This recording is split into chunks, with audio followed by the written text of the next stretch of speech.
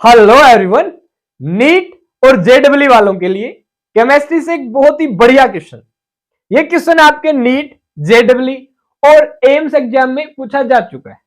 अब की बार इस क्वेश्चन के रिपीट होने के पूरे पूरे चांस है। स्ट्रॉन्गेस्ट बेस कौन सा है इनमें से, बताइए, जल्दी से आंसर कीजिए। And the answer is the, wait कर रहा है। चलो आराम आराम से डिस्कस करते हैं। देखो, बेस क्या होता है। इस केस में हम बेस किसको मान रहे हैं? वो स्पीसीज जो आसानी से इजीली दूसरे को अपने इलेक्ट्रॉन दे दे, इसे हम क्या कहेंगे? बेस।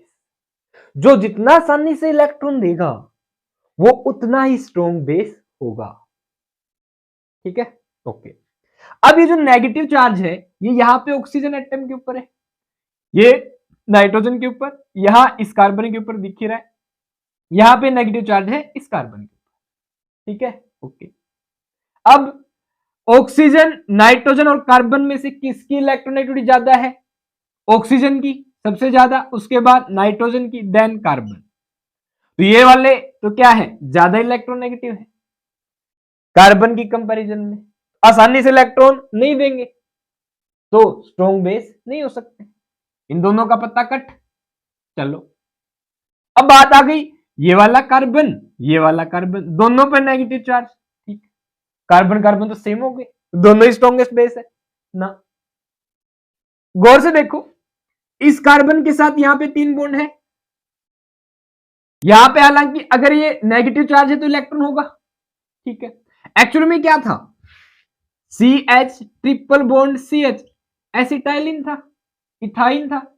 यहां से H प्लस चला गया तो इसके पास एक लोन पेयर बन गया, किस फॉर्म में? नेगेटिव चार्ज में। H प्लस चला गया, H प्लस ने एक इलेक्ट्रॉन कार्बन को दे दिया, ये वाली कंडीशन हो गई। ठीक है, अब ये वाला मॉलिक्यूल आपके पास CH ट्रिपल बॉन्ड C, इस कार्बन की यहां पे हाइब्रिडाइजेशन क्या है? एक सिग्मा एक लोन पेयर, क्या हो गई? sp। एक सिग्मा सिग्मा और लोन पेयर दोनों हाइब्रिडाइजेशन में काउंट होते हैं, sp हाइब्रिडाइजेशन। ठीक है, यहां पे इस कार्बन की हाइब्रिडाइजेशन क्या है? एक सिग्मा, 2 हाइड्रोजन के साथ बॉन्ड, 2 सिग्मा, कितने हो गए? 3। ये कार्बन के पास अगेन लोन पेयर है 4, हाइब्रिडेशन क्या होगी इसकी? sp3। अब जितना ज्यादा s करेक्टर उतनी ही इलेक्ट्रोनेगेटिविटी ज्यादा होती है उस कार्बन की। s और p 2 ऑर्बिटल, 50% s का, 50% p का, तो 50% s ऑर्बिटल अपना योगदान रखता है यहां पर। इसमें s का कितना रोल है? 25%। 4 ऑर्बिटल हो गए, 3 p 1 s।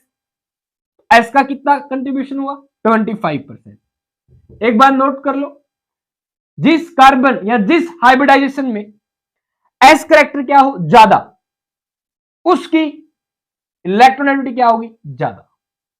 यहां पे इलेक्ट्रोनेगेटिविटी किसकी ज्यादा है? इस वाले कार्बन की। इससे जो ज्यादा इलेक्ट्रोनेगेटिव होगा वो आसानी से इलेक्ट्रॉन नहीं देगा, सिंपली। तो ये आसानी से इलेक्ट्रॉन नहीं देगा, ये चला गया, कौन बच गया? ये।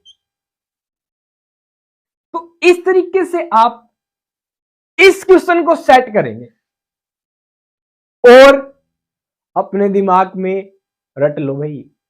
ठीक है, डायरेक्ट क्वेश्चन आएगा बिना बदलाव, ऑप्शंस भी यही रहेंगे, सीधी सी बात है। ठीक है, ये वाला स्ट्रॉन्गेस्ट बेस है इन चारों में। ठीक है, डन। अगर यहां पे वीकेस्ट की बात करने लग जाए तो सिंपली सबसे ज्यादा स्ट्रॉन्गेस्ट बेस ये, उसके बाद ये, देन ये वीकेस्ट बेस होगा इनमें। ठीक है, होप्स आपको ये क्लियर है। फिर भी किसी प्रकार की कोई आपकी क्वेरी है तो आप लोग कमेंट कर सकते हैं। अच्छे से पढ़िए। All the best.